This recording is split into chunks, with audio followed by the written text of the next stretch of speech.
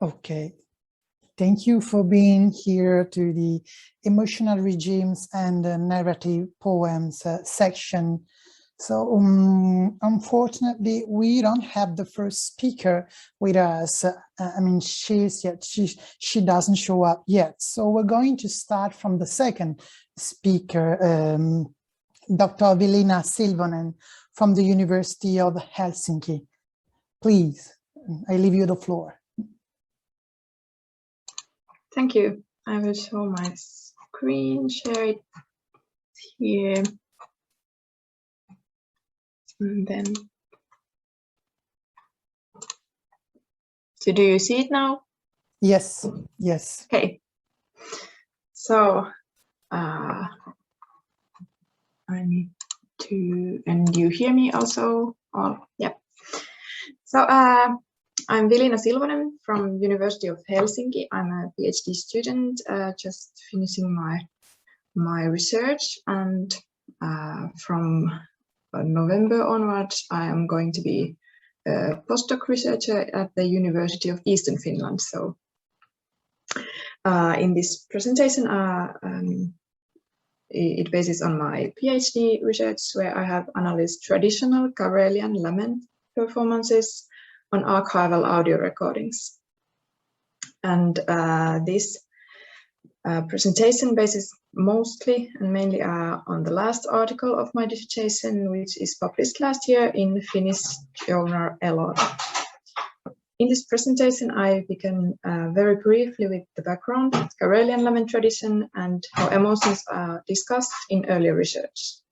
Then I present the concepts of emotions and affectivity, which I use, and outline the methodology.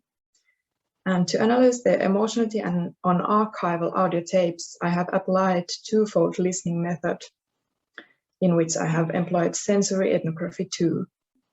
I conclude with showing how I, as a listener, become a part of the affective arrangement that forms around the lament. So laments are a genre of oral poetry and a cultural practice performed especially in ritual contexts, but in Karelia, they are also performed in private other than ritual occasions. In general, laments is a widely known wailing tradition in different cultures, but the practice varies from culture to culture. As I said, I concentrate on traditional Karelian laments. My research material consists of archival audio records from Olonets, Karelia, and they are recorded mostly during a few decades in the mid-20th century. Emotions hold a central position in lament performance. In laments, emotions are subjective and collective. They are performed imitatively produced, and these got real felt experiences. Earlier research and lament interviews in archives state that affective efficacy is essential for proper performances, which means that the overall emotional intensity deepens in the performance. One of the things in the back of my interest are the skeptical comments I have received when I have played the tapes to varying audiences. Often someone comments that the lamenter is just performing, that the emotion is artificial. Then after listening a little longer, or the end of the same lament example, when the emotionality changes, also this skeptical critic commenting may change their mind. This is one of those things that I began to pursue, how to explain this affective effect, how to argue that one can hear the change of the emotionality by audio archival material, or can one? And what happens in the process of lamenter getting into the melancholy, grieving and longing emotions of lament?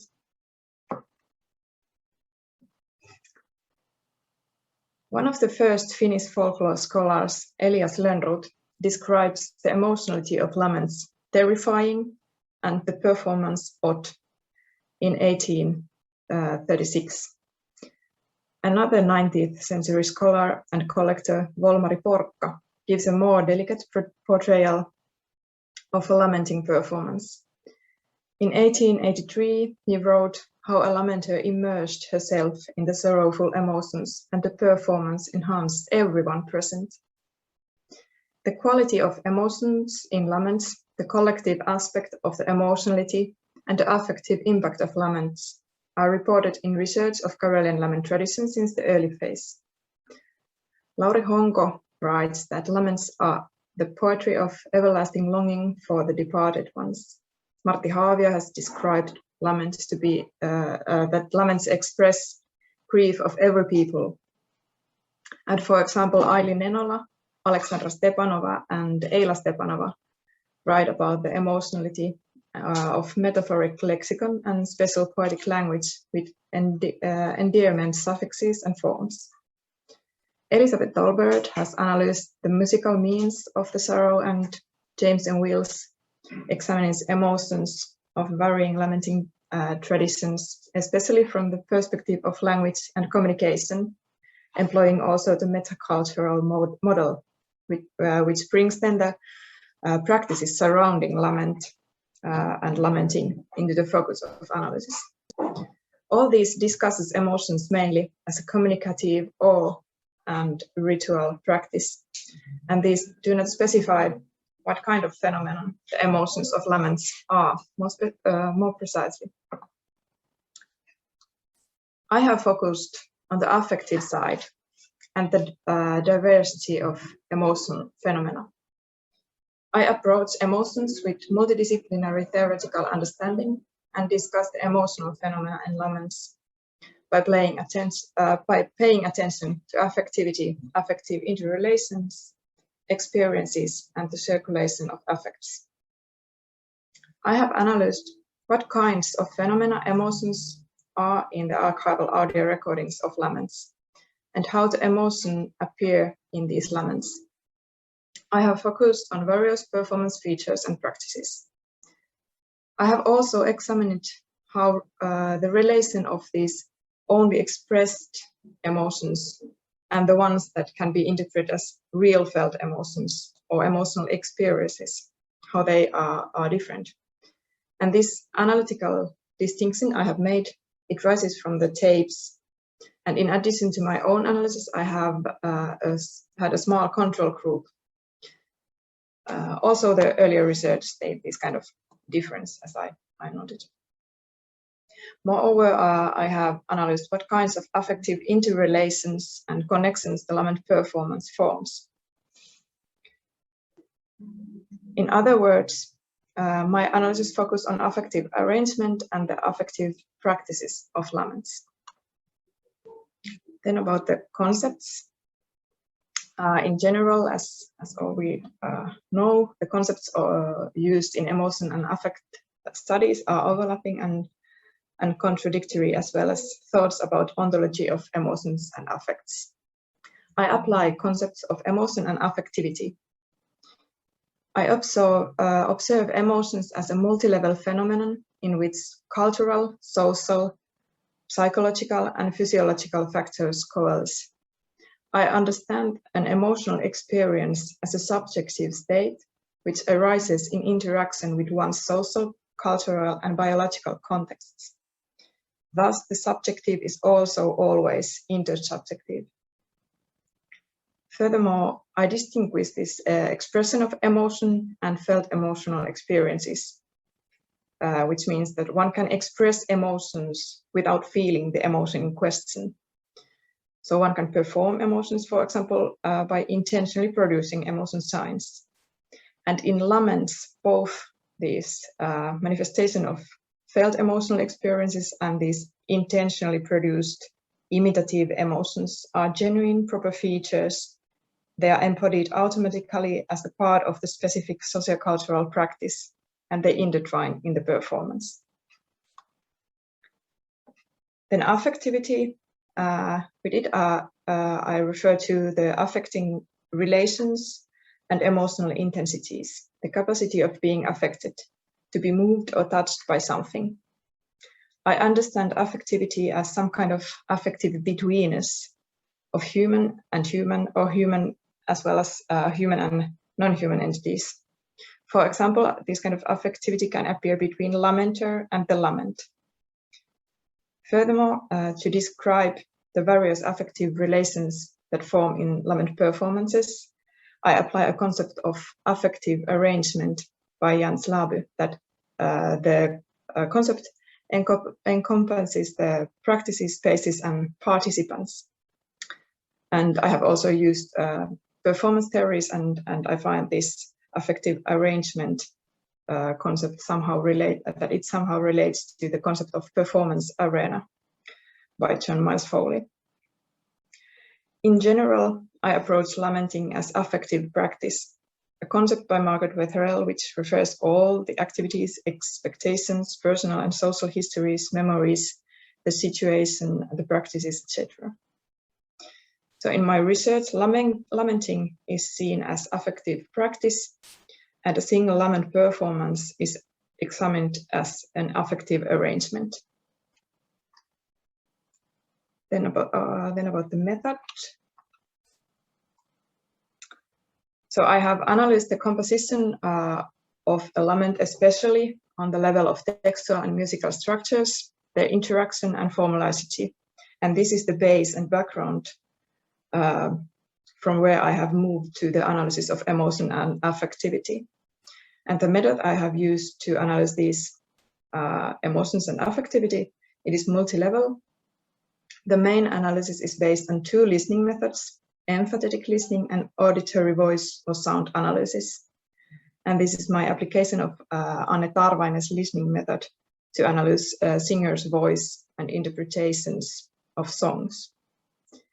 And these two listening methods, they do not create a linear analyzing process.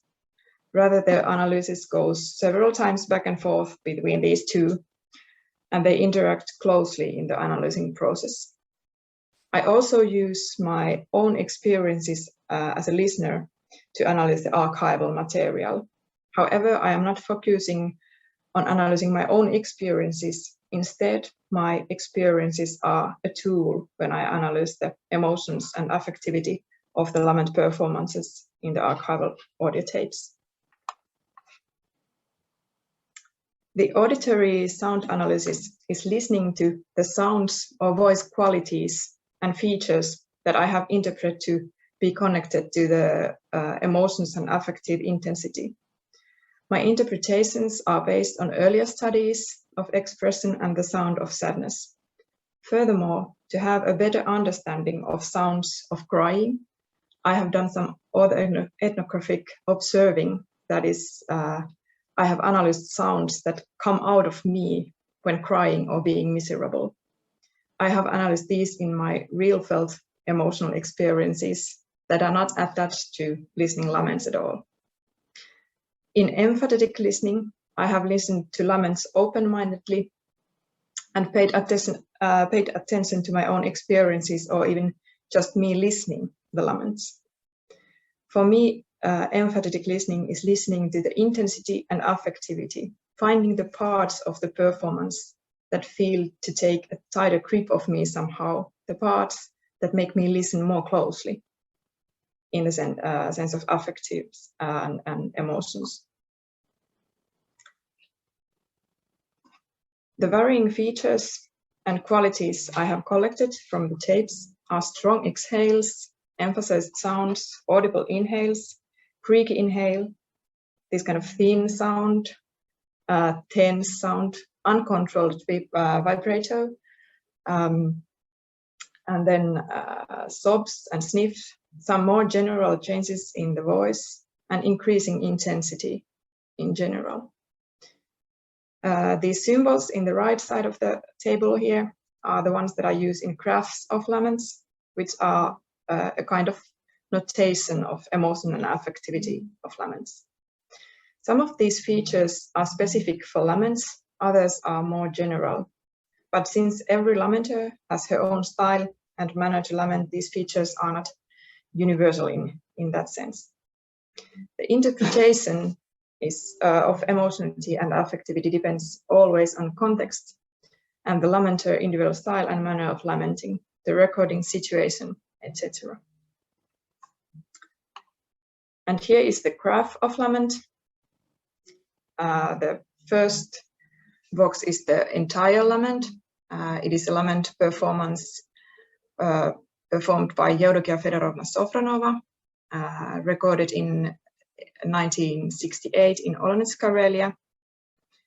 And then the box below is the end of the lament, just to make it bigger in this slide.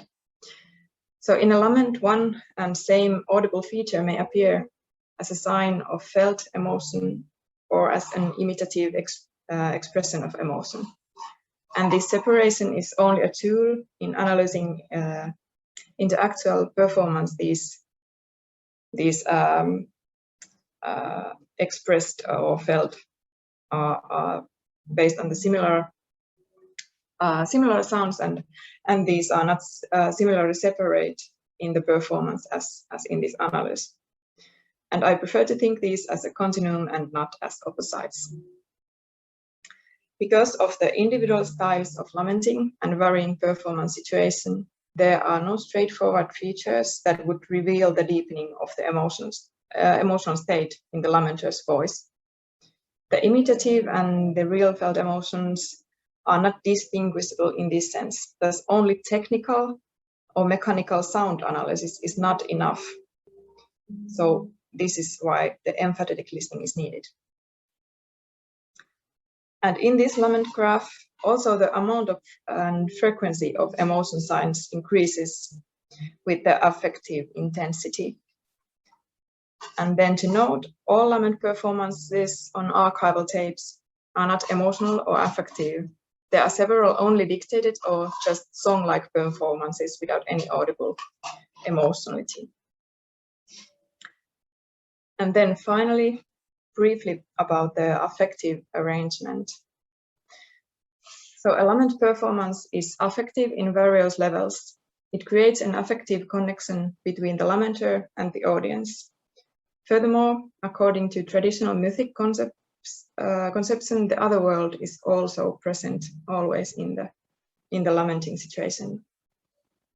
Performing a lament induces lamenter's emotions, and this affectivity between lamenter and her lament performance can be seen as an affective connection too. And here the lament includes the composition and formalizity. I have approached this phenomena of affective interaction with the concept of affective circles, and the various simultaneous intersecting circles form this entire affective arrangement.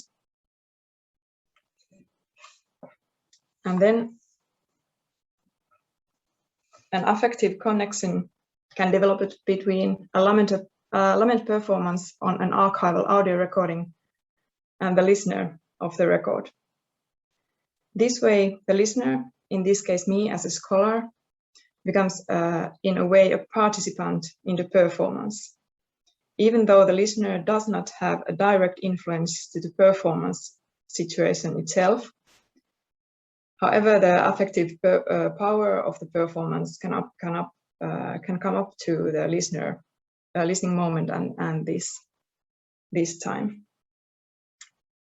In this case, the affective arrangement forms as a combination of the performance on the tape, my knowledge and competence about the tradition, my expectations and my experiences, as well as my interpretations of the performance in questions. And this is it. Thank you for listening, and if you have special comments and questions, you can send me email. And we have, I think we have time for questions at the end of all presentations. So thank you. Thank you. You're welcome, Velena. Now it should be the turn of Simona Delic. We decided that the Q&A section will be at the end. So now it's the turn of Simona Delic. Yes, Musa, thank you very much.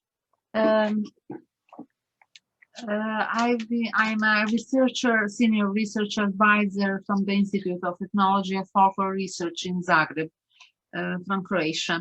I will have a paper about traditional Croatian ballads and emotionality, entitled Encountering Emotions in the Croatian Ballads.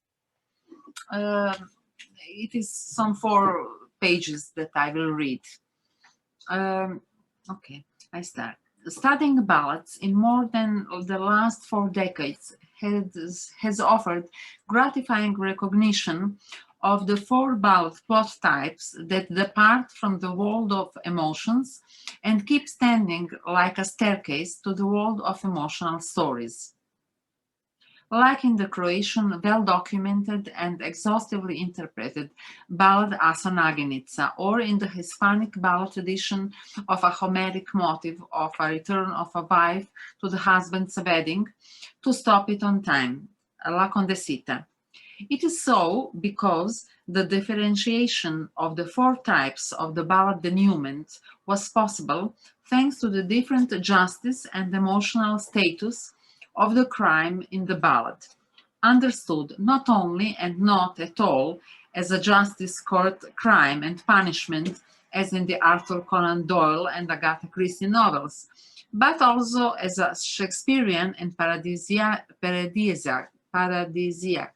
and Parnas Casus plots in love and family ballads.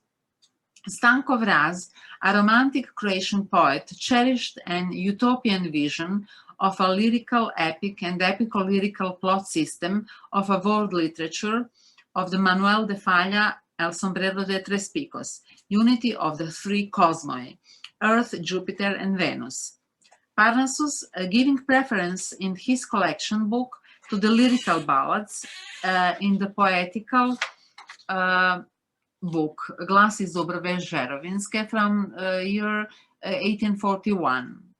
This condition is in the Belle Epoque period, especially as afterwards in Bosnian Sephardic ballad tradition and Sarajevo Elazar edition, as these books show, present in the Sephardic ballad, especially if taking into the account the type of the process of collecting and collecting itself of Don Manuel Manrique de Lara.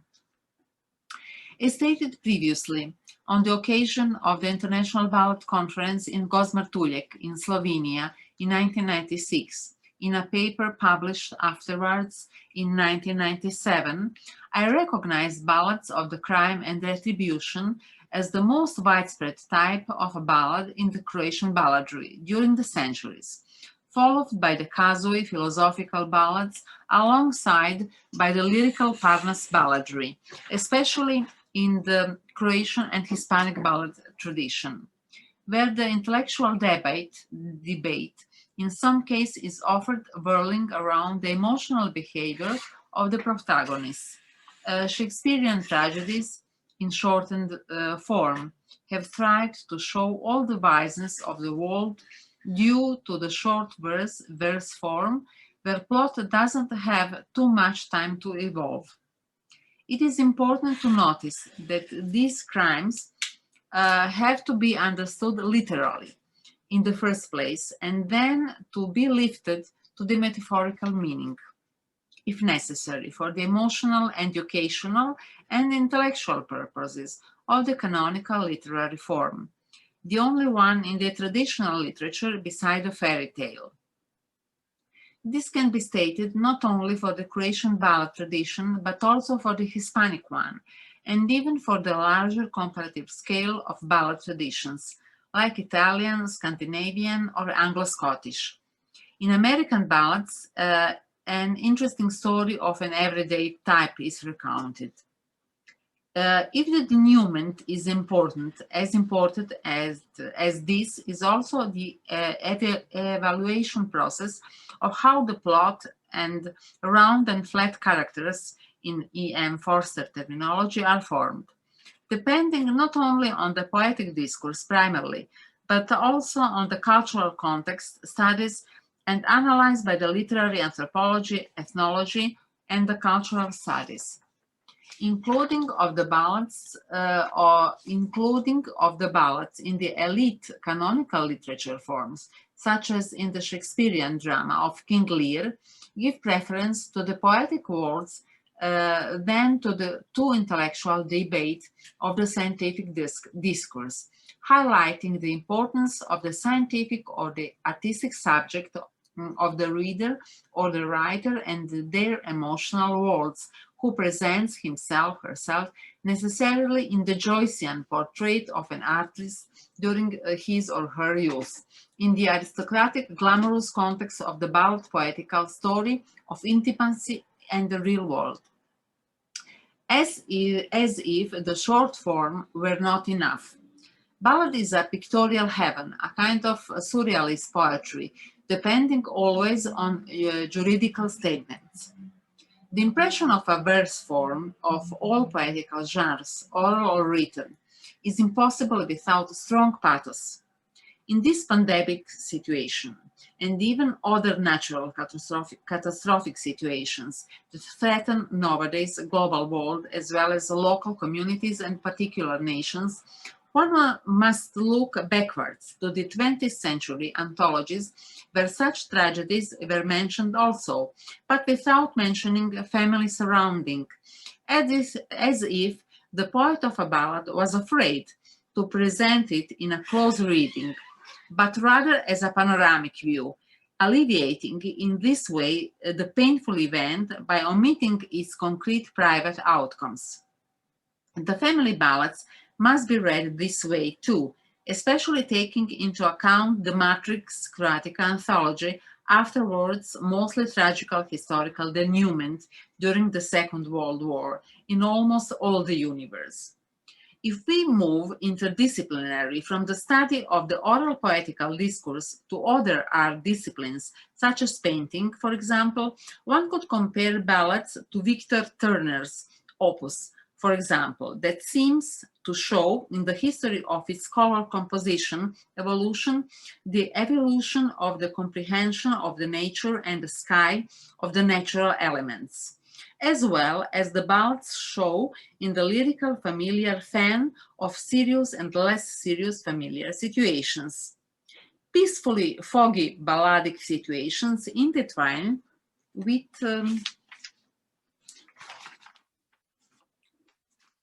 dramatic stormy weather, either sociologically or familiarly. Although sweet paintings are the norm, as well as in the most beautiful ballads, as well as in the most beautiful ballads, the love stories are narrated with happy endings and family reunions after the Odysseic adventures and departures. The international ballad type of the Odysseic plot are very well known all over the European and pan-Hispanic ballad world. Other types thrive to show the women wit and skills recognized by the society, as in the Warrior Maiden ballad that was noted down in Croatia very early, written down in the Slavonia region, a kind of history of social and emotional life. Of Venus Friends Amazonas.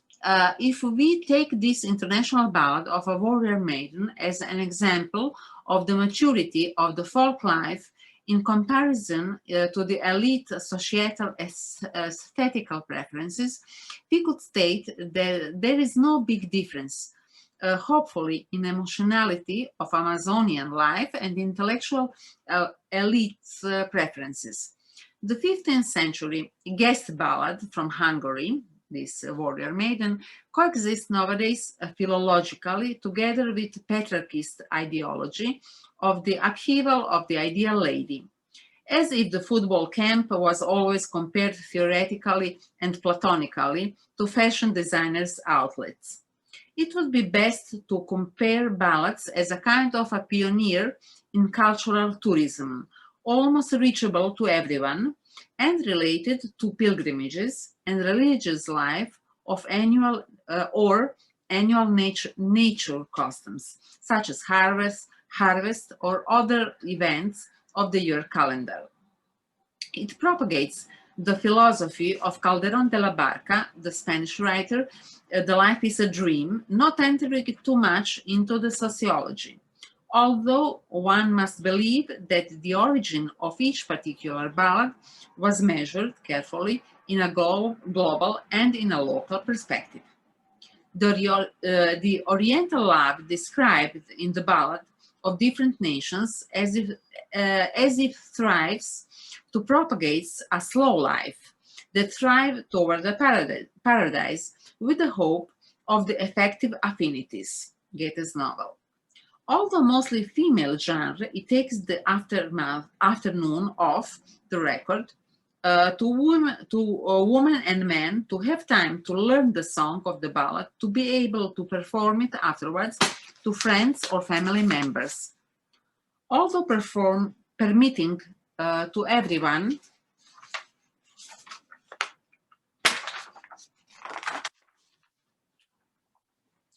to adapt itself toward the philosophy of peripatetic school of speaking with a teacher that must leave the kids alone, as in a Pink Floyd song. The international ballads like the topics of the adventurous matter too, the abduction ballads, the adultery ballads. One would like to compare them to the youth literature, but it is not the case thanks to the holistic societal customs of communal singing and narrating, where the details of variants matter, amplifying the topic often substantially. It is so difficult for youth to be youth literature. The international ballad deal even with the topic of Ovidian metamorphosis, the dragon turn into a beautiful youth in a Croatian and Hispanic ballad, Rimski-Korsakov, Scheherazade, Rico Franco, although without the narrator comment, as if open to individual judgments, without comment, as a kind of parental or grandparent embrace and care, as well as societal protection. If we take a close look at the ballad anthologies of different nations, it would be interesting to map the history of the appearances of different nuances of emotions that painted the world continents around the centuries and around the divinities, for example, in the Egyptian Muslim ballads on Mahoma, or family in the Sephardic ballads as well as Croatian. The researchers, especially in the Hispanic world, had taken into account almost all the nuances of poetical discourse. Everything matters in the ballad. The studies of appearances of different colors and different clothes were examined in the relationship toward the particular family roles, for example, and historical trade and custom circumstances. The world of plants was particularly well studied too, as if the pan-European balladry was a kind of the Temple of Flora by Robert John Thornton, re-elaborated. As a kind of a gift from the sky of the natural elements of diamond sky to the humanity, from the Cleopatra Aristotelian Sophocles time, and in Parnassus, when the response to someone's question wasn't silenced, but re-elaborated into another poem or verse. The ballad is not the necropolitics, as Renata Kirin used this term yesterday. I added to my paper. The ballad is not the necropolitics. The theory of pan-Hispanic balladry by Diego Catalán Menéndez Pidal pointed nicely, as well as one by Ramón Menéndez Pidal, the theory of translation of every ballad verse, taking into account the content as well as form almost mathematically. On the contrary, the academician Maja Bošković-Sulji, a Croatian academician and folklorist, very well known worldwide, relied on the structuralist methodology in the impressionist paintings of particular ballad types. The Warrior Maiden, or in Hektorovich Bugartica, Tidings of Death ballads, for example. that I studied a few years ago.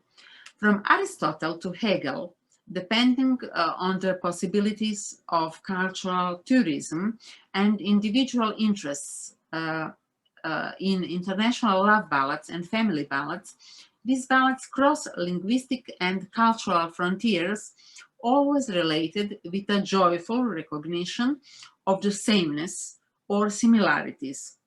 On the contrary, adultery ballads, far from entering into the criminal dossier, problematize the relationship of a truth and a particular ecological niche, or the fidelity and individual concentration and work possibilities that are thought in a cultural terms, not familiar terms. Far from being the Almighty God, the ballads show historically that they cannot stop the historical excesses of hysteria. For example, in the year before the Second World War. The phenomenon of the existence of international ballads recognize with happiness the sameness in the plot and characters between different nations and foster the philological mind that oppose to the seductive fishing of the ring that threatens emigration through Bavaresque thrive of taming of a show. To emigrate to another country for be falling in love with a beautiful lady, the ballad doesn't know since the medieval times of Benjamin of Tudela, a Spanish and Hebrew writer, who tried to calm down the popular book of critics. The Troubadouresque ballad voyage, as a voyage sponsored by nature, turned sometimes to be a glamorous illustration story, searching for the truth and justice and love, and not the search for the lost time that turns down the balladesque Santiago de Compostela pilgrimage, Mecca and Medina town as a meeting point, a place of holiness and meditation. In this respect, Santiago refuses to be a Celestinesque place of encounter, but turns out to be a place of interchange of cultural goods, of ballads in the glory of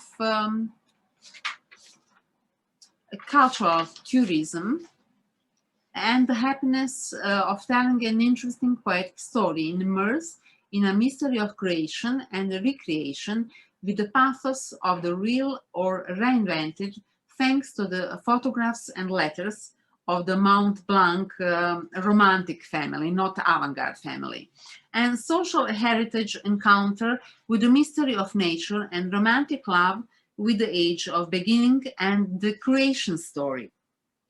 Rejecting the Italo-Calvino sphere of telling an interesting story. The ballad can be seen also as a corrective to the ignorance and disrespect of female forbidding the reappearance of an already individually and familiarly forbidden eternal love. A second chance to try to narrate a beautiful pedagogical story of jumping into the shoes of feminine ludens that requires a plenitude of versions as the faraway image of the Pope-Borgian interplay of the first and the third instinct, not only for the sake of the historical family heritage porters of the sentimental goods, but for the creation of paradisiacal collaboration and family and friendship surrounding and ecological niche. Thank you.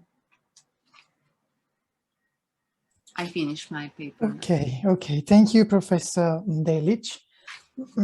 I'm not professor. Okay, I finished as a professor of Spanish language and literature, but I'm only a doctoral scientist exclusively. Okay. We were supposed to be 5 in the beginning, but the first speaker, Pujaman, and the fourth speaker, Ayşegül Sakrika, could not make it. So now it is supposed to be, it should be my turn, actually. How can I see, I just need to share the screen, isn't it? Yeah, I see you. Yes, I see you. yes, yes. You can share your screen. Yes, if you. Okay.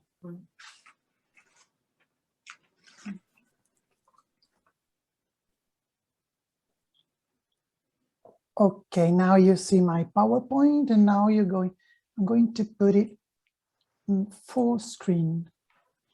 Okay. Well, okay. Thank you for being here. I'm the last speaker of this panel on emotional regimes. My name is Mario Talamo, and I'm associate researcher at the Centre de Recherche sur les Civilisations de l'Asie Orientale in Paris, and adjunct professor at the University of Catania in Italy. Today I'm going to talk about my paper title is Women and Emotions, Changes of Readership and the Implications in the Late Edo Period. We're talking about a time span, a Japanese time span that goes from the 17th century till the second half of the 19th century. Okay, during the last century of the Edo period, in the immediate aftermath of the Kansei reforms, the most part of the narrative production had to serve the ambitions of the military government, intending to spread through the readership the new Confucian orthodoxy, and in order to control those social groups that were particularly active from an economic point of view, and that constituted a threat to the for the social order that the military government desperately tried to preserve. However, in a few years, these edicts lost their grip over the populace, and new ethical paradigms came out.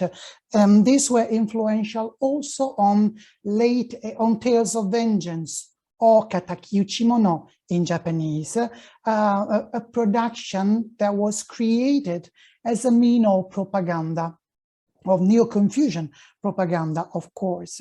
In the immediate aftermath of the Kansei reforms, the Tales of Vengeance were very simple, had a very simple structure made of only 10 functions, as you can see on the left, and a very simple list of characters composed by only 5 dramatis personae. Besides that, the readership had no specific sexual connotation, as the propaganda, the political propaganda, was directed to the entire population.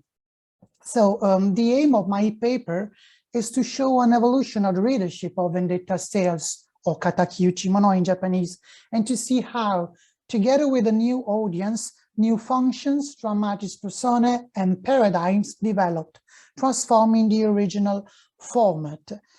My paper is based on a corpus of 7 tales of vengeance issued from the immediate aftermath of Kansei reform, so from the end of the 18th century to the 6th decade of the 19th century. These are Katakyuchi Gijo no Hanabusa by Nansensho Somahito from 1795, Katakyuchi Sumio Shimode and Tenga Jaya Homare no Adauchi by Jippen Shaiku from 1799, Katakyuchi Magotaru Mushi by Santo Kyoden from 1806, Katakyuchi Yomeo Shidani by Shikitei Samba from 1807, Katakyuchi Ayado Banashi by Goryutei Tokusho from 1832, Katakyuchi Teijo Kagami by Santo Kyozan from 1844, and finally Iga no Adauchi by Dontei Robun from 1860. This text represents the different stages of the late Edo intellectual history. So from the first years of the 19th century, women turned into one of the most important targets of the publishing industry of Japan, thanks to the rise in literacy that invested the entire society. Whereas in the previous centuries, no literary production was tailored on a women requests that were often associated with children in terms of literary choices. From the beginning of the 19th century, they turned into into a new group of consumers, and several publishers started to study their tastes in order to create the perfect work that could match their interests. This was the case of Ninjobon, books about feelings and sentiments that were published from the beginning of the 19th century exclusively for women. As I said before, in the beginning, the Tales of Vengeance from late Edo period had no modern readers, but we can actually outline the evolution of the readership by analyzing the dramatis persona of the donor that usually reflects the type of audience the writers address to, because works with a male donor aimed at the female readers. By applying these theories to the text of my corpus, it is clear that only the first Tale of Vengeance of the selection, Katakiuchi Gijono Hanabusa from 1795, has a female donor, Oshun, and that it addressed to a male readership. The first transformation happened from Jipensha Iku's text, where we have a couple of female donors, Osechi and Somenoi, whose main task was to collect the money to enable the group of avengers to travel around the country. As a sign of the new time, these two female donors did not succeed. The first died, and the second was sold as a courtesan, as you can see in the pictures. After their disappearance, we notice the first man donor of the corpus, Ikaruga Koemon, witnessing the change of the size of readership. This, from the beginning of the 19th century, the text of my corpus show only male donor. This, and turning the late Edo Tales of Vengeance into one of the first production tailored on the tastes of the female readership of 19th century Japan. So the turn to a new audience brought many changes concerning the structure, the dramatis personae, but also the expression of feelings and emotions. So although the old 10 functions of Tales of Vengeance still constitute the main frames of the production, together with the involvement of a new readership, new motives appeared in the morphology, and they were tightly connected with specific tastes and requests. Just to mention an example, the fifth Tale of Vengeance of my corpus, Katakiuchi Ayado Banashi from 1832, presents two new functions, two tasks in which the protagonist, Juzo, meets his old friend Sano Mataichi, who takes him to the borders where Juzo had to resist and to prove his vow of chastity, and a new passage in which Juzo meets the beautiful courtesan Tamakazura and accepts to take her with him, trying not to fall in love with her. Of course, this was a task unaccomplished, as the two become a couple, even if Juzo had to respect a vow of chastity. Katakiuchi Teijo Kagami, which is the fifth text of my selection by Santo Kyosen from 1844, is the only Tale of Vengeance of my corpus that clarifies immediately the type of audience it addressed to, women from the lower and middle strata. And of course, it clarifies also its aim to educate women in order to turn them into good servants.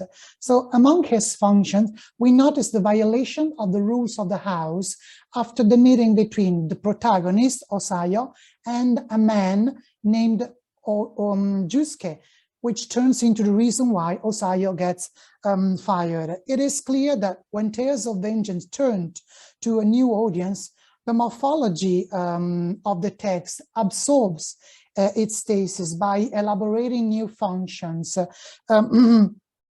which express women's mental structures and predilections, for example, love stories, and by creating new characters. The first sign of the turn to a new audience was clear in the donor. However, also the protagonist's vicissitude changed. So when women became the new target of Tales of Vengeance, authors modeled the plot according to their requests, and also feelings and sentiments acquired a new role. Love stories became the favorite subplot, and very interestingly, we noticed the creation of new characters. These do not become an active part of the plot, but joined the narrative only in the sections that women were supposed to enjoy the most. Their role differs according to the sex of the main characters. As a matter of fact, actually, the new characters attempt at corrupting the virtue and the moral integrity of the main characters. Women are femme fatale, while men are tempters. This is the case of Tamakazura in Katakyuchi Ayado Banashi, of the beautiful courtesan Tamakazura, who conquers Juzo's heart, or maybe the case of Jusuke in Katakyuchi Teijo Kagami, who tempts Osayo's virtue. Their role resembles to the influencer from Claude Bremont theories, as they can change the status quo. It is logical that with these new topics and characters, the plot of Tales of Vengeance developed.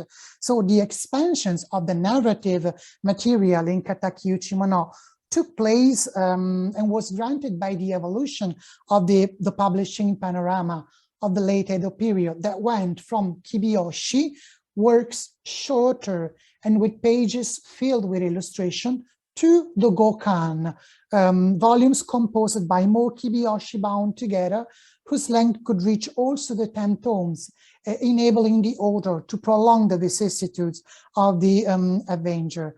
When women became the new target of Tales of Vengeance, we also noticed a new attitude towards feelings and emotion. When Tales of Vengeance were created, they actually were produced to disseminate over the readership the new Confucian orthodoxy, supported by the military government. And the orthodoxy found several ways of expression through the pages. For example, titles, works titles and characters' names often referred to Confucian virtues, or even the vengeance, the practice of vengeance, was expression of filial piety and loyalty that were two of the most important Confucian virtues. New Confucianism actually was hostile to the expressions of feelings and emotions, and so were the first Tales of Vengeance. According to Jusi, the most important thinker in the New Confucian orthodoxy, feelings and sentiments could have a negative influence on individuals, as they could mislead a man from the right path. Contrarily to what Confucius said, emotion were strictly forbidden in the New Confucian vision of life. This conception appeared also in Tales of Vengeance, in which love, frustrated ambition, wounded honor, and jealousy were the reason why the antagonist kills the victim.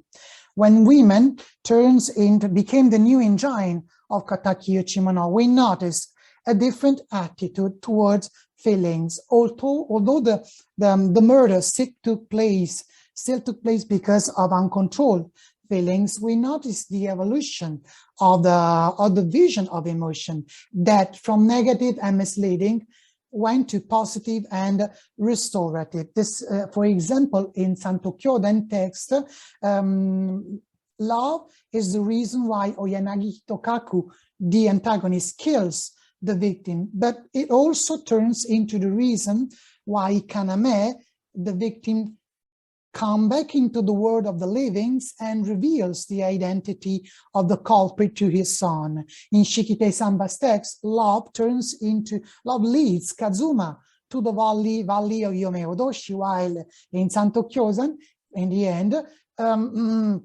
love turns into the natural impulse, suggesting Osayo, the protagonist, the heroine, to lick the blind eyes of the little Otsuyu and to finally heal her. So the vision of feelings and sentiments changed, not only because of the contribution by female readers, but also because of the evolution of the intellectual panorama of the late Edo period. Late Edo intellectual milieu was ruled by two main groups: the Neo-Confucian scholars, of course, and the Kokugakusha, a group called Kokugakusha in Japanese, that were philologists and men of letters interested in the Japanese ancient literary tradition. Their studies stood in opposition with the entire Neo-Confucian production.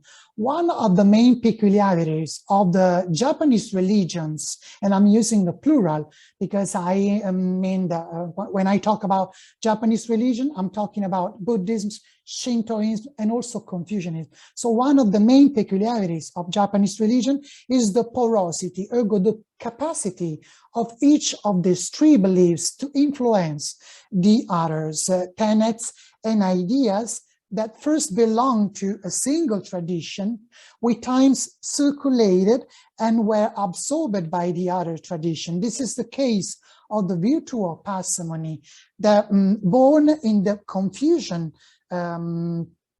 milieu, absorbed by the Neo-Confucian economists, and ended up in the sermons of the Kokugakusha in the aftermath of the political turmoil of the late Edo period, in order to show the people how to live without showing off, living in parsimony and without showing off. So the group of nativists of Kokugakusha was also responsible for the reappreciation of sentiments and feelings that were related to their studies on the ancient Japanese poetry of the 8th century and to its peculiarity of free inspiration and free expression of authentic feelings. So these instances were then received and merged by the publishing industry with the contribution of female readers.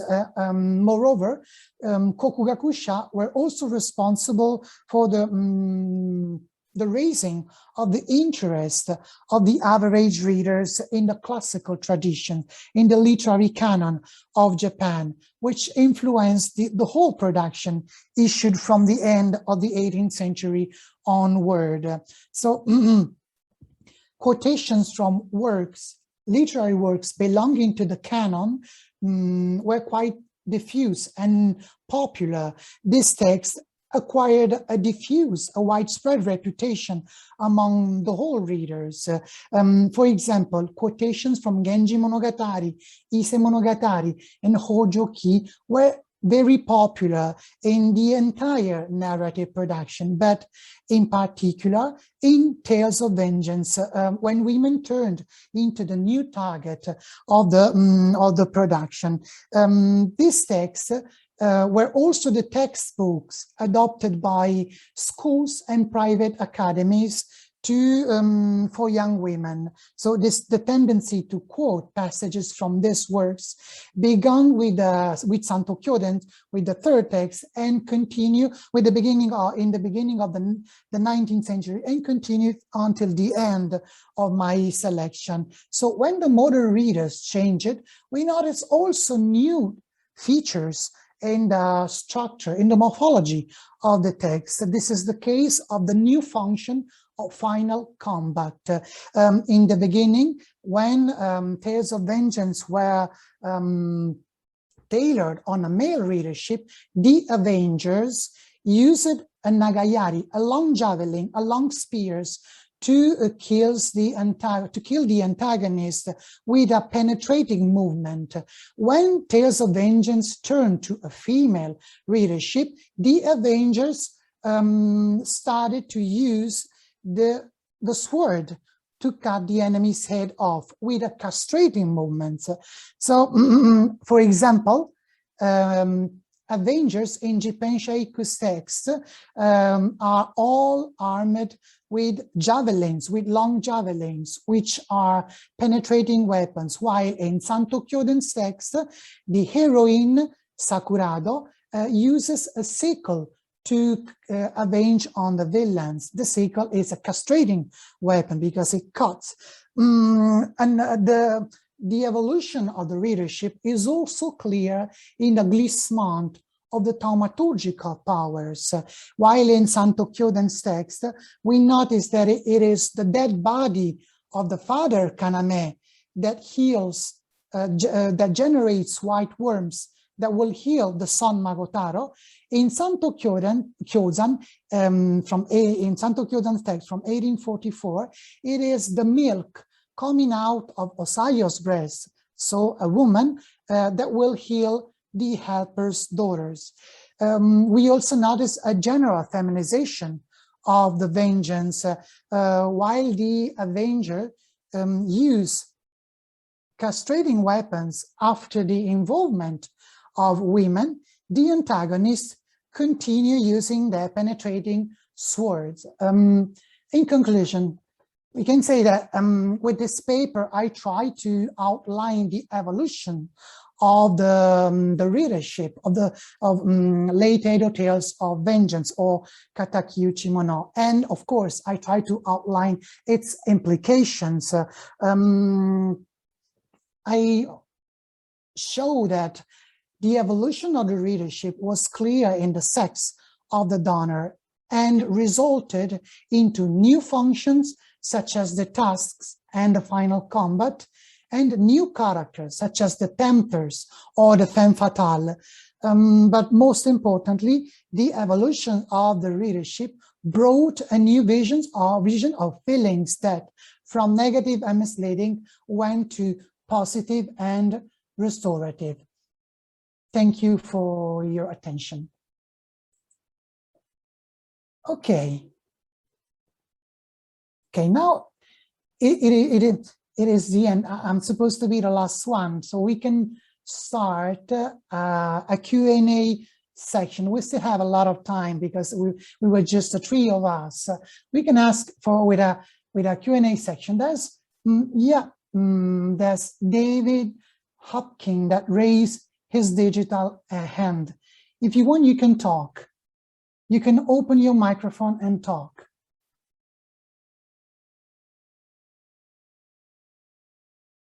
Oh, okay. A chat, just a clap. Okay, just a clap to all of us. Thank you. Does someone else has other question?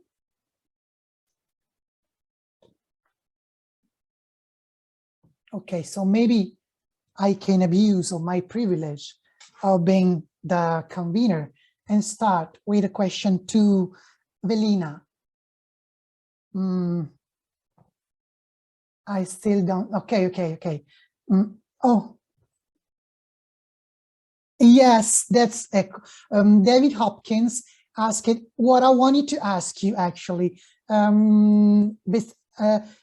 David Hopkins wouldn't mind hearing a Karelian lament if there are any available. Is that possible? Remember that you're still mute. You should unmute. Yes, yes, it's possible. Just a moment. So I got it from from my computer. So it takes a minute because I need to connect there. But it's possible, of course.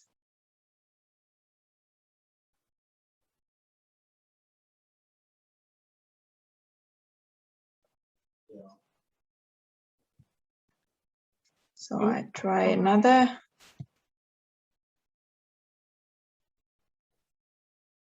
If this would work. Yes. Yeah, now you can hear it. Yep. Kachastula valia rencando madine mil pevergirga, cainolino sobo, приглашение глуаито.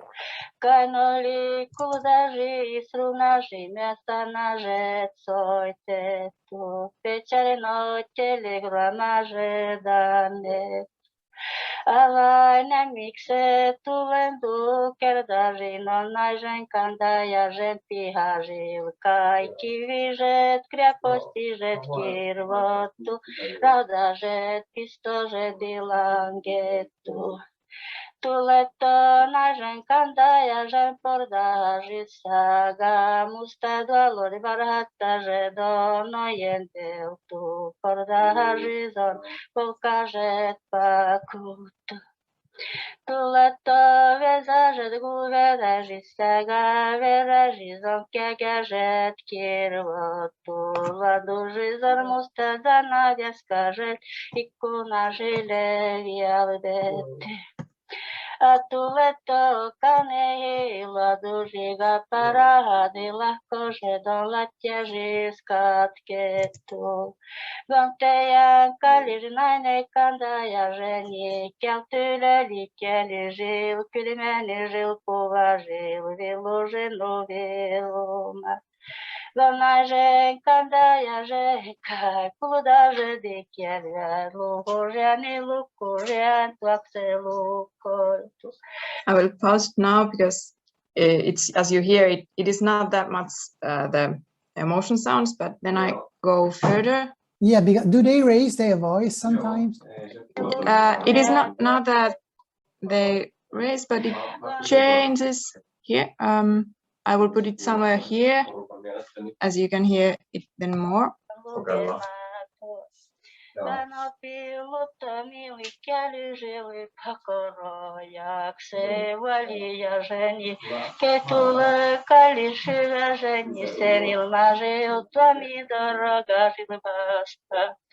Gerubie kivernaština kwa kuzine, vjeretina zvereksedi stiže. Kanzu kaleni veže kajmarin, delenejne skinjuri na kilojma. And this is the face. I forgot to tell that this is a traditional ritual lament with which the lamenter calls for the deceased one's relatives to the funeral and tells that in this case the lamenter's sister is dead. And now when you might also hear the little sounds of the emotion coming audible, the narration turned to autobiographic memories, and the lamenter sends some reminiscing her dead husband, and then towards the end the emotion still intensifies, and somewhere here it is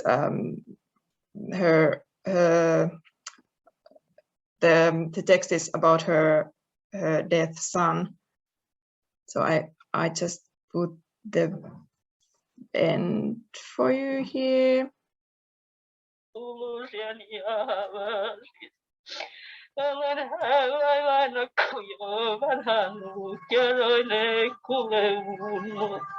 Aduman kandamani kasatele, tendere kajonolo radoriga, rubiana gamastuna butelema, tualeina gelele besedileme, akando mutoni gase diskemete mediki biase, igale pistemete medalase.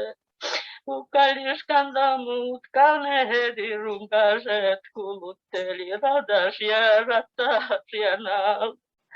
Kamehet kudrilet kaevakutti stannaloin traktorasjanal.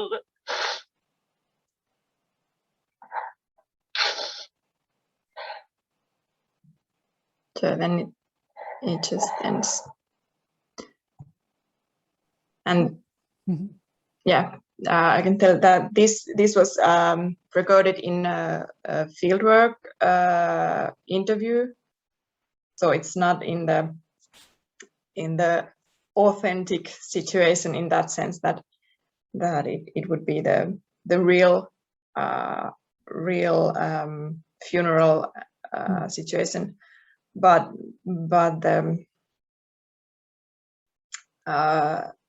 and then of course in those situations the thing would be very different in some sense, but in others not, and as you could hear, or I assume that you could also hear that the emotional state was quite clear here, and that is not the difference between the situation, even though it was in not ritual I also context. have another question about for you about the funeral, since you said that the other world is always connected, is always present in this kind of Karelian lament, and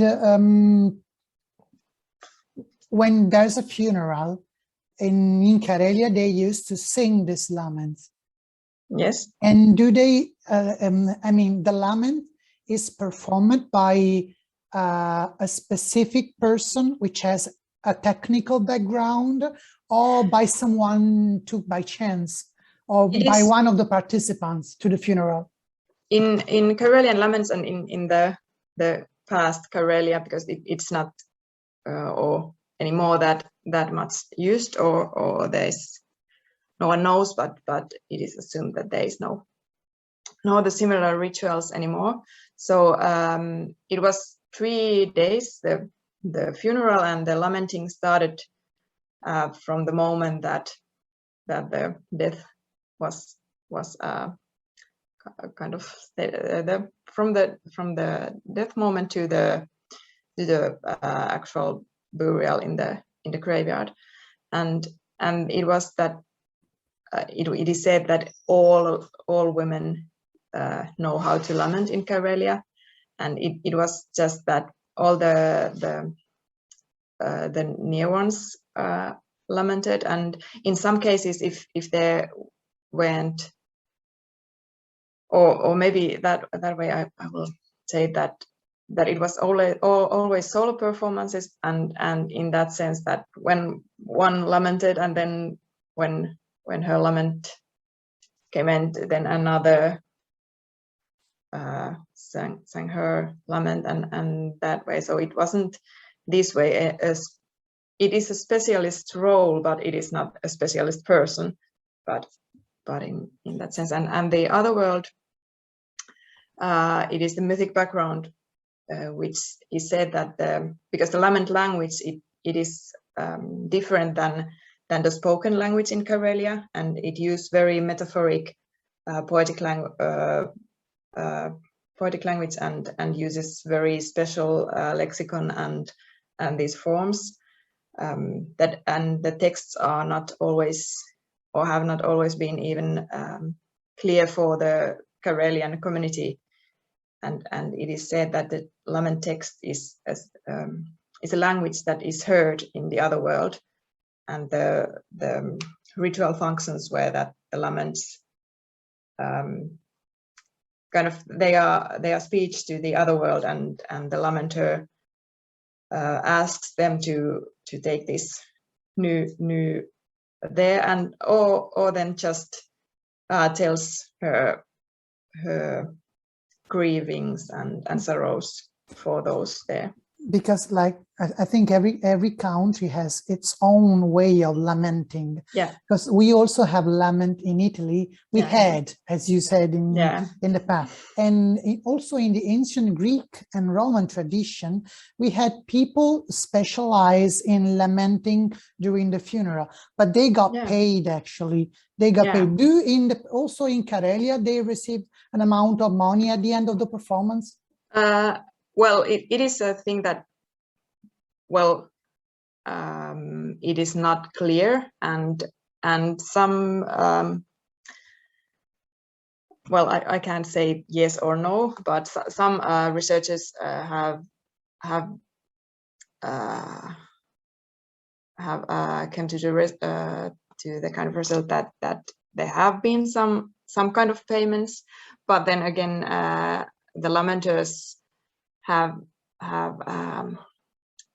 maybe felt it a bit insulting, even if they're for example using the term of professional lamenter, because it has been this kind of thing that everybody does, and then so there have been some kind of maybe payments, but it is not for profession, but just that some kind of thank you for lamenting here, or then it has just been this kind of thing that everybody knows that this needs to be done, and I'm going to lament here. So it's not that kind of profession that is paid. I was in folklore fellow summer school this summer, and we had the discussion about laments, and we had one from India, and they, there were two participants from India in the discussion, and they told about the Indian tradition, and it was very, very interesting, because they have this kind of it was very different, but still the same, and they had this professional lamenting thing. And then one of my colleagues is doing research with the comparing the Greece tradition and the Karelian tradition, and it's also very interesting. Okay, I see. Then I had another question for Simona Delic. Just a curiosity, because I know you mentioned Hasanaginica as a ballad, and then you say that ballads can be seen as the pioneer of tourism and connected to pilgrimage, and how would you connect Hasanaginica with the pilgrimage? How could you connect?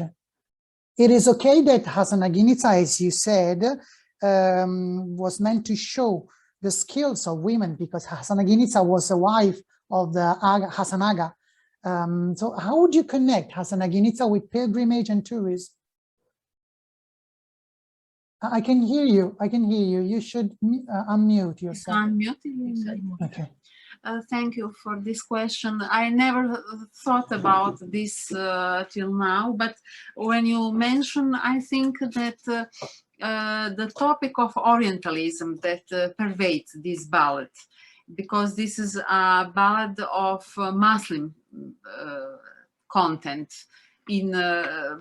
noted down in also Oriental surroundings, but then cultivated in 19th century Croatia by Croatian romantic poets and Serbian even romantic poets.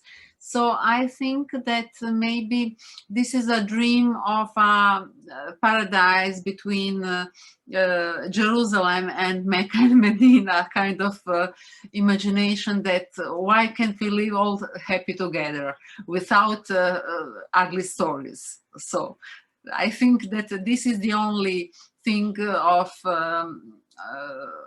the connection of.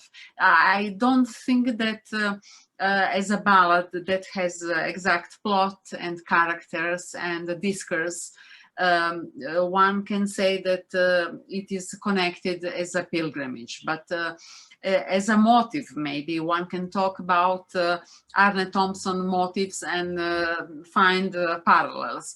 But as a concrete ballad, it was not transmitted, but during the literary translations by romantic poets, German romantic poets. So I don't think that it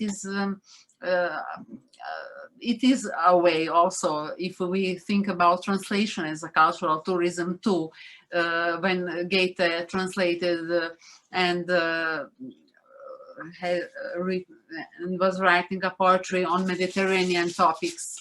It is a way of cultural tourism, but not as a pilgrimage of common people that were traveling by foot or on horse and coming to Santiago de Compostela, for example, and walking for miles and miles and kilometers, and even as if today I have a neighbor that recently went to Santiago de Compostela, and she told me that she was staying at some little hostels and met some people, and even show me some photographs of the group of people.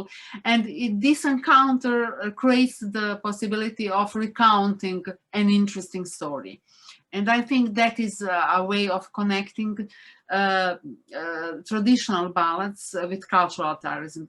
But in I wouldn't say that it is a similar way. Literary tradition is much more serious than oral tradition in this respect, but because it has a different surrounding and economy of, how should I say, and bibliographical references. But oral poetry can exist as artisan poetry. And the literary ballad is connected with literary tradition and bibliography and libraries, and etc. And literary contexts. I think that the literary contexts are very important, and the literary tradition balladry doesn't exist a writer without connection with other friends and literary writers, for example. I don't know. Have I explained well? Okay, yes. He wasn't alone. He had common people and many friends surrounded him. So I think that this is, on the other hand, the common people has its everyday life, and but also have friends. And this way it is in an anthropological kind of way, humanist, let me say, it is similar situation. So. Okay. Mm-hmm. Thank you very much. Does the audience has a question? Oh, no, you're welcome. Does the audience has a question? If you have, in this case, you can raise your digital hand or write a question in chat. Oh, there's Ivana Berkovic raised her hand. Yes, I have a question for you, and it was a very interesting presentation. And as I understood, you mentioned that in the earlier male tales of vengeance, emotions are not thematized, and after the feminization, they started to be thematized. But in these earlier tales, which kind of emotions are implied? That's something I would like to know. Thank you.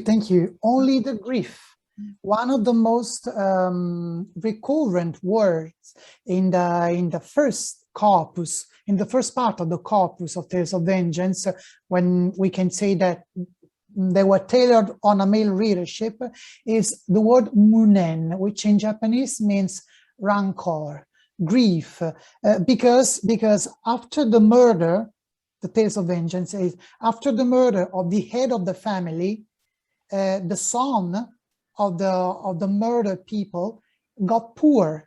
He lost everything. The samurai lost everything, his social belongings and his social, of course, the money. So because of this treason of the antagonist, he lost everything. The feelings that he felt was only grief, and the grief was the basis for the future vengeance. On the basis of the grief, he wanted to avenge on his enemies. The only feeling that you can read more than once in a single volume, munen, which means the rancor and grief. That was the only the only feelings. While when women turned into the main topics, you read love stories, for example. But this happened because the publishing industry discovered actually that also women were interested in reading works, literary works. And so women actually enjoyed love stories. Yes. Yeah, that's what happened. Thank you very much. Oh, you're welcome. Does somebody else have a question?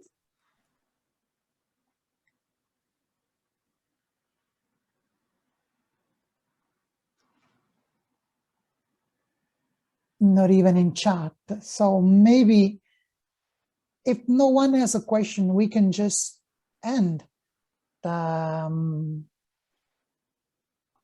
section. Yes. Is that okay? Yes, that's okay. Okay, so we can end. Thank you very much for being here. It was very interesting. So maybe see you next time.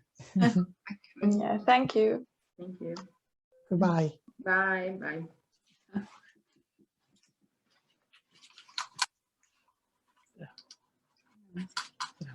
Dobro. Uspjela si. Vidiš. Čekaj, to Zoom ili Skype? Koja je to tehnologija? Zoom. Zoom.